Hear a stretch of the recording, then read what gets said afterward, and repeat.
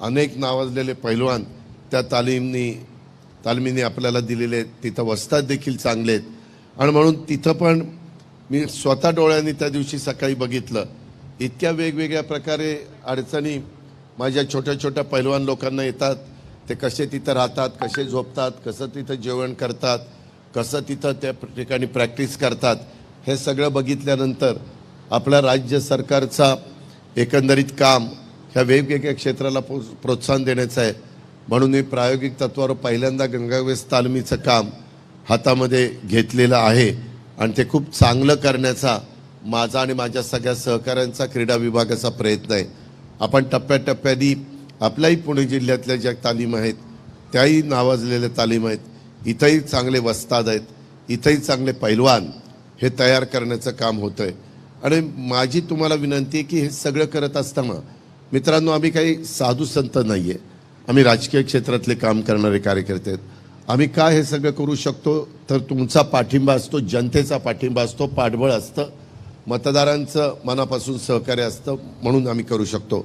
माझी पैलवान मंडळींना विनंती आहे, ह्यावेळेस तुमचंही प्रतिनिधित्व करण्याच्या करता पुणे शहर ही अतिशय ॲटो नगरी म्हणून ओळखली जाते, ॲटो हब म्हणून ओळखला जातो, IT हब म्हणून ओळखला जातो, विद्यानगरी आपली विद्येचं माहेरघर म्हणून ओळखलं जातं, सांस्कृतिक राजधानी म्हणून ओळखली जाते. ह्या सगळ्याचं सार जर आपण पाहिला तर इथं वेगवेगळ्या क्षेत्रातल्या मान्यवरांना प्रतिनिधित्व करण्याची संधी पार्लमेंटमध्ये आपण दिलेली आहे.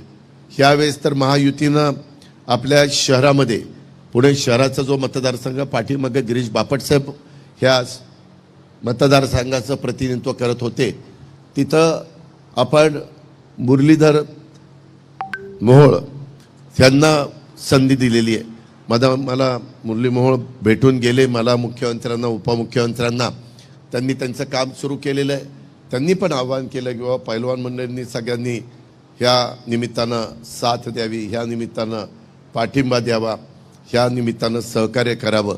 आज तुमच्यातलाच एक सहकारी पार्लमेंटमध्ये निघालेला आहे आणि तुम्ही पुणे शहराची एकंदरीत राजकीय परिस्थिती बघता 100% जवळपास पुणे शहरामध्ये महायुतीचे खालचे साहीच्या साही आमदार काम करतात.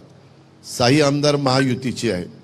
एक आहे वडगाव शेरीचा सुनील टिंगरे, हा NCPचं प्रतिनिधित्व करतो पण महायुतीमध्ये, आणि बाकीचे 5 मतदारसंघामध्ये हे भारतीय जनता पक्षाचे आमदार आपल्या विधिमंडळामध्ये प्रतिनिधित्व करतात. साधारण एकंदरीत राजकीय परिस्थिती बघितली, एकंदरीत कल बघता मुरली मोहोळ चांगल्या मताधिक्यांनी विजयी व्हायला कुठली अडचण येईल असं मला तरी वाटत नाही.